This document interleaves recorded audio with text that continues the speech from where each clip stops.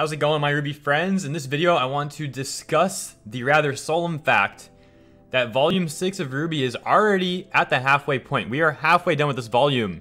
I want to talk about that and also some theories with potential outcomes for the rest of the volume and how it will affect the show, going through the character arcs individually and kind of discussing that with you guys. But before we get into all that, I just want to take a moment to talk about the volume as a whole. Volume 6, guys. I believe it, in my opinion, has been an amazing volume for the show so far. And I would say, arguably, the best volume that we've had yet. Now, of course, this is up to your opinion. Everybody's entitled to their own opinion. Some people like certain volumes more than others, and that's fine. For me, I always had a rather unpopular opinion. My favorite volume has actually been Volume 1, just because it's such a special volume. It holds such a special place in my heart. Not entirely from like a sentimental point, because I didn't even get into RWBY until about 2 weeks before Volume 3 aired. So I wasn't around for the original hype with the trailers when they were brand new, and Volume 1 when it came out. I started RWBY, as I said, 2 weeks before Volume 3 came out. And for that, I'm actually pretty lucky, because I didn't have a huge hiatus getting into the show. I got into the show, caught up with Volumes 1 and 2 in the trailers, and had about a little less than 2 weeks at that point to wait until Volume 3. It helped me meet communities like the Reddit communities and all that. And from that point on, I was involved more and more with the community until I decided to make videos, which was going into right about Volume 4. The first video I ever made, if I recall correctly, was actually about RWBY Semblance. And this is just a little bit of random history on my channel, as we're talking about a history of the show. So the first video I ever made, yes, if I recall, on RWBY, was a video about RWBY Semblance. This was back when Volume 4 was coming closer to airing Chapter 1, and they had just released the character short where RWBY was in that village away from Team Ranger. She was taking on the various Beowulfs and the Baringle that was there and some other Grim like Nevermore in the Sky. And it was some of the sickest moves we ever saw RWBY do. So I made a video talking about her semblance because her semblance was so much different than we had ever seen before. So I made this theory that RWBY Semblance really isn't speed. It's actually so much more than that. Sure enough, later on in that volume, I think it was Chapter 7 or so, a much needed talk. Maybe that was a little bit after Chapter 7. It was around probably Chapter 7 or Chapter 9-ish, I want to say. We had Crow reveal that indeed RWBY Semblance was not speed. It is, in his words, Rose Petal Burst. And since he taught her, literally taught her as a teacher at Signal, and also as a family member teaching RWBY, which he did as well, he knows very much about her semblance. And this is a very accurate explanation of it, because it certainly isn't speed. Anyways, that's just a little bit of history from one of my favorite theories and one of the first theories I ever did. But let's talk about RWBY Volume 6. So, I want to be sure that I keep this video spoiler free. So if you guys notice that I don't bring anything up that happened last chapter for first members, that would be why. I don't want to spoil the non-first members in this video. So I'm not going to get into any of the brand new stuff that happened in that chapter. I want to keep everything very open-ended without getting into spoilers. So with that said, let's start by talking about Team RWBY and Co. So what can still happen that would be important? Well, everybody wants to know about the Silver Eyes. Silver Eye training. We have Maria as that mentor for RWBY. It was an interesting approach that they took with it. I definitely liked the reveal of the Grim Reaper. Her fighting style was amazing to watch. Her weapons were extremely awesome, and her character design was extremely cool. I really hope we get more Grim Reaper flashbacks down the road, and that can occur while she's training RWBY, or just talking with Crow. Maybe she'll tell him a story or something like that.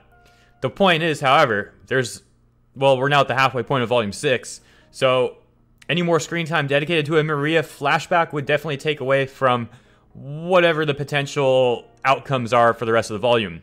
And that's not really a good thing, because there's still a lot of crazy stuff that's probably going to go down this volume, based off the fact that we have Cinder and Neo pursuing Team RWBY. We have RWBY trying to get the relic to Atlas. Atlas, the borders are closed. You still have the whole Salem crew, and who knows what their plans are from now on, with Salem being all mad as she is. And then you still have Adam out there somewhere, who's got to be an important character, given that he had his own character short. I'm going to get into all these arcs in more detail, but I wanted to bring it up now because it is relative to what's going to happen to RWBY and Co. and a Maria flashback. If we have all this stuff still going down, I don't know if we literally have time for a Maria flashback before the end of the volume. It might have to wait until next volume.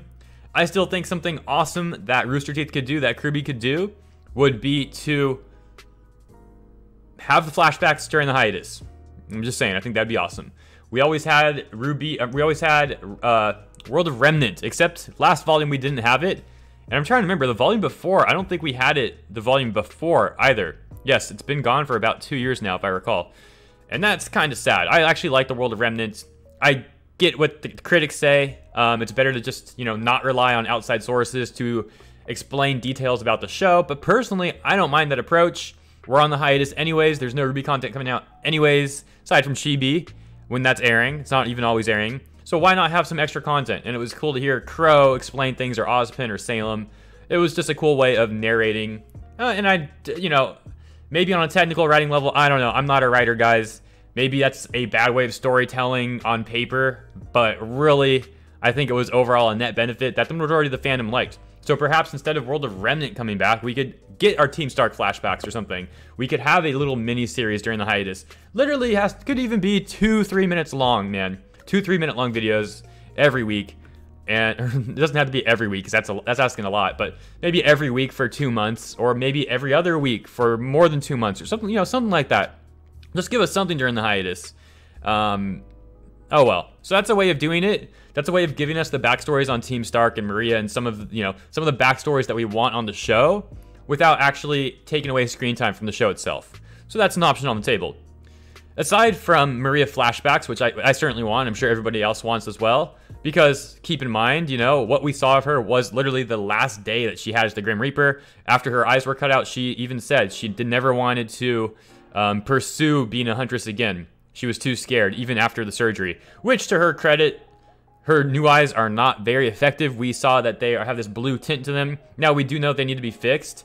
I don't know if that would take away the blue tint or just keep it working, because it looked like sometimes the eyes don't even work. When she got off the train and she was like hitting them and stuff, they were like closing. So maybe, you know, who knows what exactly needs to be repaired. Maybe even when they get repaired, they'll still have that blue tint. And the fact is, they are not as effective as the silver eyes. They're not as effective as the silver eyes. So even if her eyes work, she still lost one of her greatest powers, these silver eye powers. And for the record, as we are kind of praising Maria here, that's why I don't feel that her praise to Yang was entirely justified. I mean, Yang, by all means, Yang is very impressive for continuing on after losing her arm, and I definitely respect Yang for that. However, I don't think it was very comparable to Maria losing her eyes, because a few reasons here. Number one, Maria's silver eyes were one of her greatest strengths, and what she got after losing them, after the surgery, her replacement eyes were a straight up downgrade. First of all, there's no silver eye effect. Second of all, they might not even see as good as normal eyes, as we've already talked about. For Yang, her arm is actually a straight up improvement over the old one. This is proven when she's training with Tai Yang, when Tai says that he underestimated that arm, it's stronger than the other one, and it really packs a punch. And he even said he was like sore the day after he got hit by it. So by all means, her new arm is actually stronger, and Maria's new eyes are actually weaker. On top of that, Yang has a huge emotional support system. She has a family, she has friends, she has a team. Maria Calavera, we saw her working by herself. There was no team, it was just her going around being a legend. So when she lost her eyes, she didn't really have anyone to watch her back and get her back. And she was fearful of Salem's crew coming after her again to finish the job. Yang does have people watching her back. She does have a team, a family, like I said. And how she lost her arm was not getting jumped by people sent by Salem. She lost her arm because she charged into battle without thinking. That's basically what happened. Not to bash her by any means. Absolutely, it's good for her to help Blake. But to charge into battle like that was not a good idea. And if you watch how she charged into battle at Adam, it was just horrible. She jumped, she used Ember Celica to propel herself forward, came at Adam with the most telegraphed right hand, right cross you would ever see. She literally winded it back she winded that thing back so far that her whole body even turned. So Adam was like, all right, well, she's obviously going to throw a punch with her right arm. Might as well get ready for that. And as soon as that punch came in, Adam sliced it right off. It was not a good way of doing things. So that covers the Maria Calavera segment of this chapter. All in all, to wrap up what I just said, I think she's an amazing character. I have a lot of respect for her, and we can respect Yang for continuing as well. But we do have to take notes of the vastly different circumstances for what happened to both of them. That's all I want to clear up about that, especially because I did have some comments that didn't really understand what I was saying when I reacted to this chapter, or it was more of my review of this chapter, actually. Some people didn't understand what I was saying about Maria Calavera and the relations to what was said to Yang, so I want to clear that up as well. So what else could happen in this chapter, guys? We could have the meeting with Ironwood. That's still definitely possible. Let me get a sip of coffee real quick. So, meeting with Ironwood, how would that go? Would he be very happy that they just rolled up with a relic at their kingdom? On one hand, he might, because that's more power for Atlas, and you know how Ironwood is. On the other hand, it puts the kingdom at risk, and they are already closing their borders. They're already nervous about what's going to happen to the rest of the kingdoms. So perhaps Ironwood would actually be very upset at this. On top of that fact, Ozpin is still MIA. Is Ozpin going to finally reveal himself when they get to Atlas, or is he going to stay missing until the end of the volume? Who knows what's going to happen to Ozpin? But because they made such a big thing about him retreating into Oscar's mind, I am leaning towards him not coming back until maybe the very end of the volume, maybe during the finale or somewhere close to the finale, or not at all during the volume. He might not even come back this volume. So that's what we're going to find out with Ozpin. Definitely he doesn't need to come back now, but by the time they get to Atlas and talk to James, if they get there, who knows? Maybe Cinder and Neo will end up destroying all of them. I doubt it, but you know, still up in the air. So the Ironwood thing's very interesting, and if Ozpin doesn't force his hand sooner by probably Cinder and Neo doing some crazy stuff to the team, then he'll probably be revealed when he's talking when they're at Atlas with Ironwood, or he probably won't come back in the volume at all. Those are my 2 cents on the Ozpin situation. We also have Jaques, a character that I actually do like. Now, it doesn't be, let me just emphasize the fact that I think he's a horrible father. He is morally wrong on so many levels. And he's not a villain, but he's definitely like a bad guy. Like not a bad guy, like a bad dude. Like he's got bad morals. Like he doesn't do good things. That's what I'm saying. He's not a bad guy or a villain though. But I think Jaques is a character who has like some of the most opportunities to actually redeem himself in ways. Not get full redemption, but at least like help out and benefit the world in a way. One of the ways he could do that is by helping Team RWBY get into Atlas. If Team RWBY really has no luck at getting to Atlas, with the borders being closed, perhaps Weiss can hit up her dad and pull some strings. And I'm sure Jaques is upset at Weiss for leaving, but let's be honest, he probably isn't honestly that upset. I mean, at this point, he had already named Whitley as the heir, and he was just trying to figure out how to handle Weiss. In a way, her leaving took a problem off his hands. He didn't have to worry about handling her anymore, so he might not be as mad as some people would think. That's all I'm saying. So we'll see how Jaques plays out. Honestly, with the way Ironwood gets crazier and crazier and more of a dictator, and the whole government being so corrupt in Atlas, because the council seats are weird, you can hold multiple seats, so it's becoming more and more like a dictatorship, not just through Ironwood, but through the system that's set up in place anyway. The more that's happening, the more likely I feel like Jaques would go from neutral to good guy. Like, he might do things that benefit Team RWBY and them. Like, perhaps if Atlas continues to go down this way and the borders are closed and he's not making any money, he's going to want to overthrow that corrupt government, and that'd be a good time for him to step more towards the good guy side. I made a whole theory on this already called, like, the final enemy of RWBY, Atlas. I'll link it down below in the description. You guys can check that out if you want. But let's move on. That actually covers the RWBY & Co. segment. Just a little highlights I want to talk about. Again, if I'm missing anything, it's probably because I'm trying to leave out spoilers. So just keep that in mind, guys, because there is more stuff to talk about, but I want to keep this available to first and non-first members for this video, so we can all celebrate the halfway point together. The next piece of characters is Cinder and Neo, and I'm actually gonna have to wrap this up. I'm gonna have to talk a little bit quicker, guys. Okay, so Cinder and Neo, the timeline. Let's talk about that first. So the timeline is 1 month after Haven.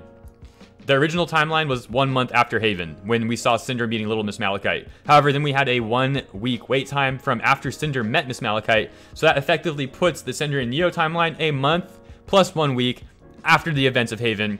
RWBY & Co. was 2 weeks after the events of Haven. So this whole mess of the timeline being so weird is something that's going to have to come to fruition eventually, or they're just going to scrap the whole idea and we'll never find out why the timeline was so weird to begin with. As it is, I don't know why they took the approach of having, like, Team RWBY and Cinder and Neo arcs separated by such a weird length of time. But it's either going to be really important, or like I said, they'll probably scrap it. That's my guess on that one. It's interesting how Neo now knows about Maidens and the relics in Salem. I don't think Neo really knew about Salem before. I mean, maybe she did. She was working with Cinder, but Cinder kind of made it seem like she was the big boss. And, well, I take that back. Like, Cinder made it seem like she was working for someone, but she also, I don't think she told Roman and all of them, like, the extent of Salem's power, like controlling the Grim and stuff like that. Just probably that she has a bigger boss that she's working for too. And that's why Roman was so scared to disobey Cinder. Maybe she did tell them more about Salem than I'm thinking, but I don't understand, like, Roman was a pawn for Cinder. The whole, like, Fall of Beacon thing, Salem seems to have, like, left in Cinder's hands. That whole plan was, like, Cinder's plan for the most part, and she got Watts to, like, make the virus and all that. So I don't think Salem had, like, too direct a hand in the Fall of Beacon. She more gave Cinder some guidelines, and Cinder was able to do as she pleased, finding the most effective way to make it all piece together. So I feel like if Cinder took Roman under her wing, that's definitely the wrong way of putting it. If she threatened Roman into working under her, she would only tell him as much as needed. So maybe she mentioned Salem or a master, but I doubt she explained about all this stuff. And that's pretty much proven with how Cinder has to tell Neo all this stuff as well. I'm sure Roman would have told Neo if he knew about more than that. So it's interesting that Neo herself knows about all this stuff now. I'm assuming that's going to be a plot point later on. And like I said, it's a crack theory that Neo becomes a maiden. But this definitely makes it more likely because now she knows about the maiden powers. She knows how the powers are linked to the relics and the vaults. So there is a little bit more weight to Neo potentially becoming a maiden down the road. That's not me just being a fanboy, which I am, as you guys know. But it's also a matter of fact that she has this info, so it can open some new doors. Again, I'm not a writer, but I don't think you need to have a degree in writing to understand how this can all loop together, right? Anyways, so we'll see if Neo does indeed kill RWBY. I doubt it, obviously. But that's Cinder's trying to find that loophole to get Neo to do that. So we'll find out how that all plays out. And then we still have Team Witch, guys, without the C. So I'm just still saying Team Witch because it's WTH. I don't know how you say that. I guess Team With. Team With. Plus Emerald and Mercury. Things are not going so well for them either. The descents are continuing. Maybe Emerald or Mercury will leave. Team With will leave Salem. I always said Mercury is the most likely one out of the two. Emerald and Mercury. Merc is the most likely one to leave because Emerald is just going to do whatever Cinder wants. She's infatuated with Cinder. It seems like she's even like, well, infatuated, like literally in love with her. So as long as Cinder continues to serve Salem, I believe that Emerald will also continue to serve Salem. Mercury is not like that though. He doesn't have the same allegiance to Emerald and Cinder. I think he's becoming close to them. I will say that much, especially because he has no family left. So I think he's becoming closer to Emerald and closer to Cinder, but especially Emerald. But I do think if I had to pick one of the two to betray, it would be Mercury, unless with the caveat that if Cinder betrays Salem, then Emerald will also betray Salem. But it all hinges on what Cinder will do. As a standalone characters, Merc is more likely. And then we still have Adam. The dude had a character short this volume, which made us think he'd have a pretty important role, right? Haven't seen the dude aside from like a hallucination twice. Once by Blake, once by Yang. What the heck's gonna happen with Adam? That's gonna be interesting. Is he gonna go after Blake? If he does, is he gonna run into Neo and Cinder along the way? And are they gonna recruit him? I mean, on one hand, that'd be awesome, right? Because we'd have Neo, Cinder, and Adam against like the good guys, and that could be an epic fight. On the other hand, that just seems like so convenient that Cinder would end up running into Neo and recruiting her, and then they'd run into Adam in the giant continent on the way there and recruit him. I don't think Adam even knows where Team RWBY's going unless he has like spies, but it seems like nobody listens to him anymore anyway, so I don't know where he'd get his information unless he ended up going back to Mr. Oldham with like met little Miss Malachite and was like, yes, I'm wondering where these people are going. And little Miss Malachite's like, oh, this again? Like, you're the third person now. Like, I don't think that's gonna happen. That seems extremely unlikely. So who knows what's gonna happen with the Adam arc, guys. I'm gonna wrap this video up here though. I mentioned earlier how I wanted to wrap this up soon because, well, I didn't want to make this video too long, but hey, if you guys are watching it, it's all good. If it's entertaining, it's all good. I know I can ramble on sometimes, but I think I did a pretty good job not rambling too much on this video. But leave me your feedback down below, guys. Leave me your feedback on if I rambled a lot or not. Especially, though, leave me your feedback on how you think various things are going to happen. It's totally up to you what you want to talk about, guys. If you want to talk about Adam in the comments, it's fine. Cinder and Neo, it's fine. RWBY and Co., Maria, Crow, Ironwood, whatever, guys. Leave me your thoughts down below on what characters and stuff you think the volume is going to tie up. How do you think things are going to play out before the end now that we are officially at the halfway point? And I want to thank you guys for being on this journey with me. It certainly an amazing time covering RWBY. And we have a lot of old faces here in the comments, a lot of new faces, and just a good people in the community. On that note, if you would like to join our Discord, it's open to the public. Link down below. And if you'd like to support this channel directly, consider sponsoring over on Patreon, link below as well. And if a one-time donation is more your cup of tea, we also have that option. Consider donating through Streamlabs, link down below as well. With that said, I'm going to end this RWBY video, and I will catch you next time.